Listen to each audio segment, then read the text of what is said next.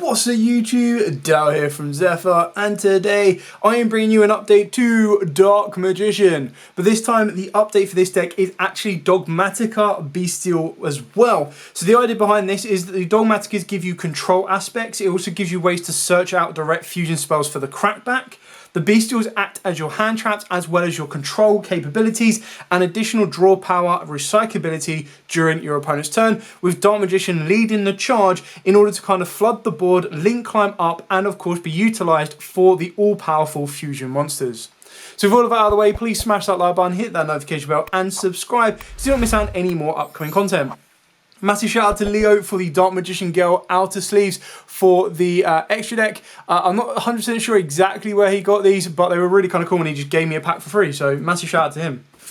Diving head first into the profile, let's show you what you've got. So we've got two of the Arcana Dark Magicians in Secret Rare. Now, of course, I could use the Quarter Centuries, but I've kind of kept all of mine sealed just for collection purposes, and getting Secret Rare versions of Arcana's Dark Magician was definitely worth it, and I felt that it fit this build quite nicely because it definitely feels that theme of the whole evil side of the branded archetype as well, without the branded-esque involvement of the deck. Then, of course, we do have triple Magician Souls, pretty standard on this one. And then our only main normal summon of the day is, of course, going to be triple Magician's Rod. Again, the reason you're going to want Dark Magician or Magician's Rod as your normal summon is this is going to utilise your Dark Magician plays. Everything else, your Bystail should be special summons. The only other normal summon of the deck will, of course, be Quem, but this technically counts as a Dogmatika card because this can also be searched off of Nadir's Servant. You could actually play a branded opener if you want to, but I want to utilise Link monsters from my extra deck, which is why I don't want to lock myself down that way. Then, of course, we've got two Illusion of Chaos. Technically, the way you see Illusion of Chaos is it does count as like a 5th copy of Magician's Rod, but it also counts as 5 copies of Magician's Souls as well, because obviously this one searches it out and does everything it needs to. We've got the one Tomias United Dragon. Now, this is the natural way to make any of your Dark Magician fusions alongside the one Secrets of Dark Magic through Dark Magicians. The other card we are going to be utilising is, of course, Duality, and the reason we utilise that is because it gives us great access through the back of the Dogmatikas in order to get into cards like Red Eyes Dark Dragoon, or if you want a bit more draw capabilities, you can go into the Dark Magicians. On top of that as well, by utilising a Light Dragon level 8 in the form of Tomias or Bystail Lubellion, it does unlock you plays to be more aggressive with the Dark Magician Knight of the Dragon Magic, or if you wanted to, you could play the Magician the Dragon Knight. I didn't have as much back row to protect in this particular version because I wasn't going to play the Shadow engine in the deck. I wanted to kind of have the feel of the Dogmatika lore with it without involving branded as well. So I'm going to keep showing you all of the Dark Magician cards. So we are playing 2 Soul Servant. You can place it free if you don't have access to Pot of Prosperity, but I am actually playing Pot of Prosperity. I just think it's so good in this particular hybrid of the deck because it lets you search your 1-card combos. And that's pretty much exactly what you want to be doing, is you want to be able to dig for something like a Bystail Lubellion and a Nadir's Servant, which is obviously your card combos for that, and then either a Magician's Souls, Illusion of Chaos, or Magician's Rod, which is like your 1-card route for Dark Magician. So what you're trying to do is you're trying to minimize the engines down to utilize these 1-card power plays and then build off of the back of that. We've got 2 Preparation of Rites for your Illusion of Chaos, so now you have 4 copies of Illusion of Chaos, and then technically 7 access routes to Magician's Rod or 7 to Illusion of Chaos. 1 Dark Magical Circle. Unfortunately, until we get the confirmed new support for Dark Magician and we get so many more cards that list Dark Magician in its text, like a Red Eyes Fusion for Dark Magician specifically, which would be absolutely amazing, the targets that you're going to be trying to get off the top of this deck is very minimal. And once you've got access to Dark Magical Circle, that's pretty much it. Like, if your opponent pops it, okay, so what? It's a big shame that it's a target to banish. If it didn't target and banished, then that would be absolutely amazing, but you work with what you've got.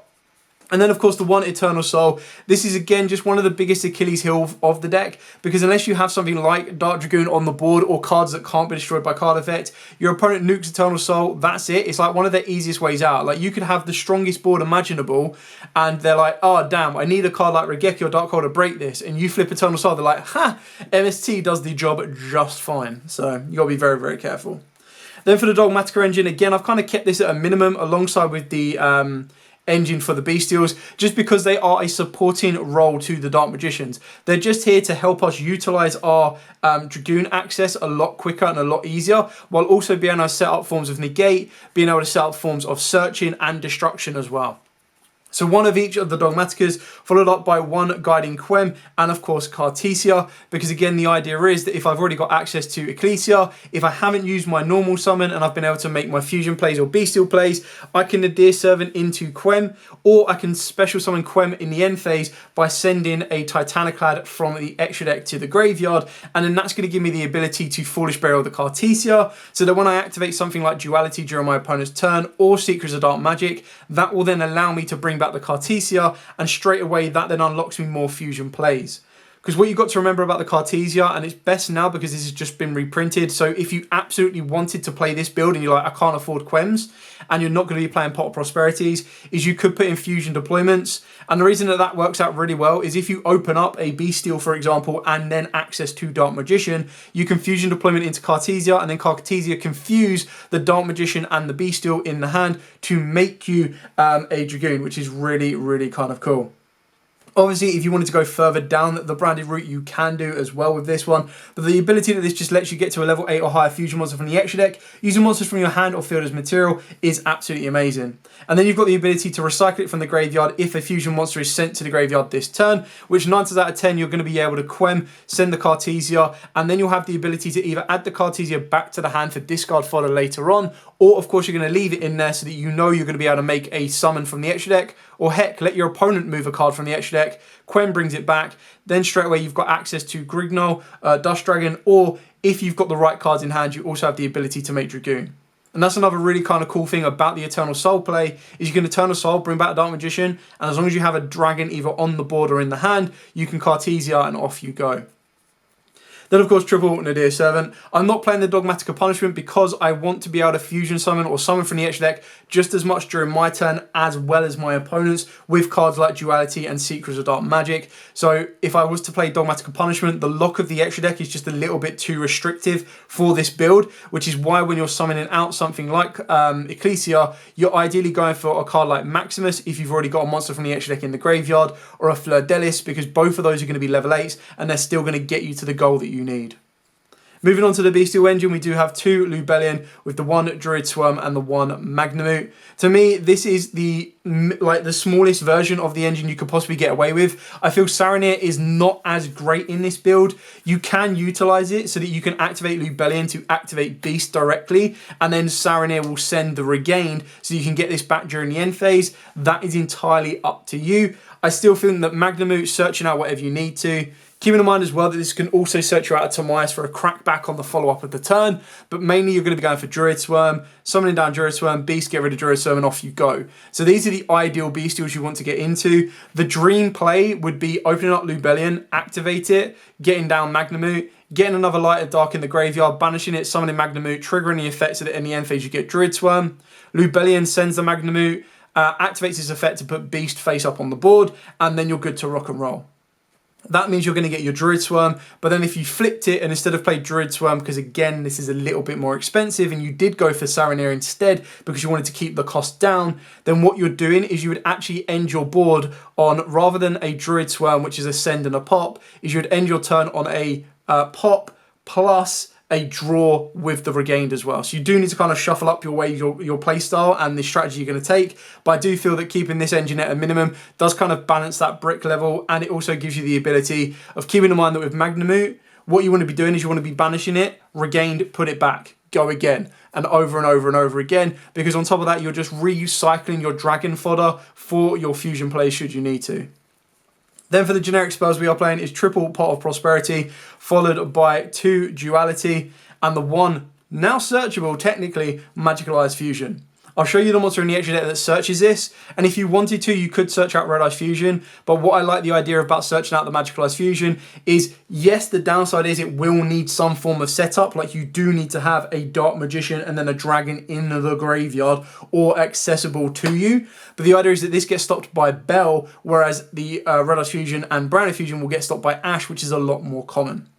The last 2 cards I am playing is 2 Book of Eclipse. Now throughout the build you'll see the only technical hand traps I played was the Druid Swarm and the Magnamut, and the reason for that is, as this is a go first kind of build, you kind of want to be able to get to your 1 card power play combos. You don't really want to be opening up multiple hand traps. The reason that we've got Book of Eclipse is Book of Eclipse, alongside Duality, as they are both quick plays, gives you the ability to break boards as well. Because you've also got so many one-card power plays, they're the idea to bait out interaction from your opponent and then still end your turn with a one-card power play to move everything further forward. You don't have to play Eclipse. If Eclipse does not work at your local environment, then very easily take it out and put in something that does. You can main deck Darkworld No Mores, you can main deck Droplets, Imperms, Ashes if you really wanted to.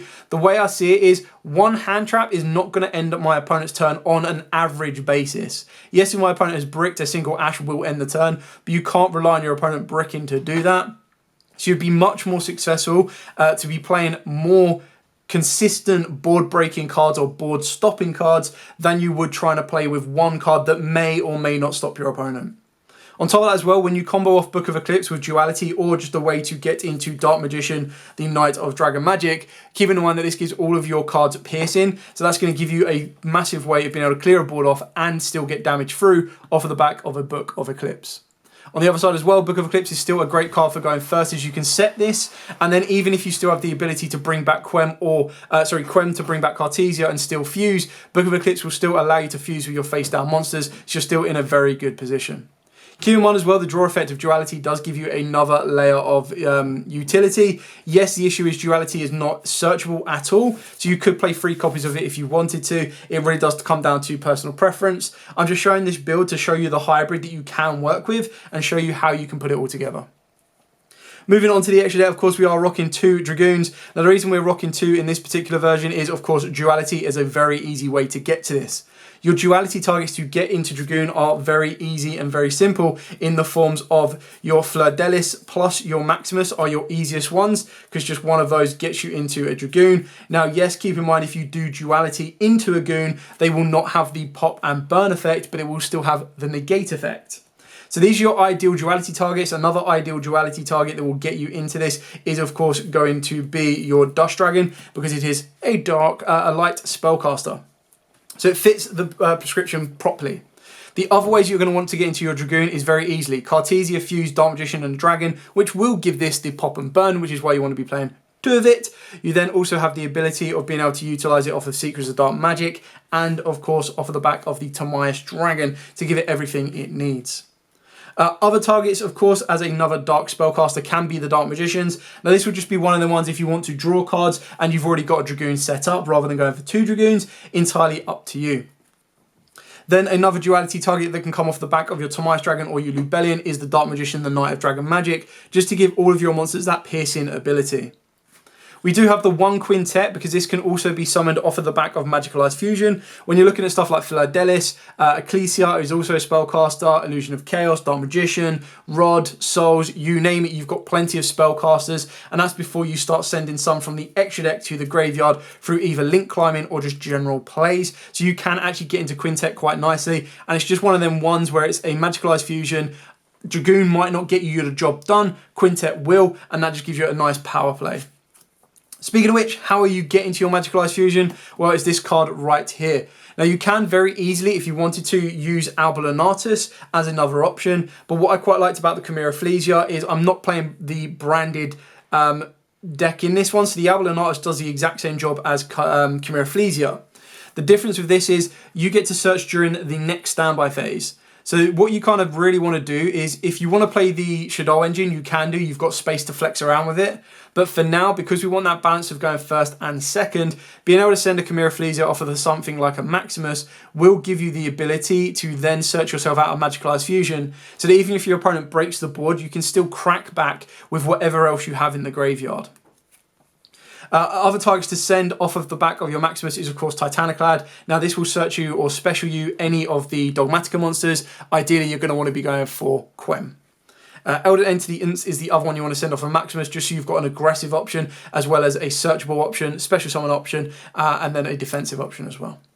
For the link monsters, we've gone with the 1 Artemis. So for those times when you just need an extra deck monster on the board so you can special summon down the Ecclesia, normal summon Rod, get the search, link it off into this. Special summon the Souls, link it off into this. You're still good to keep pushing and going.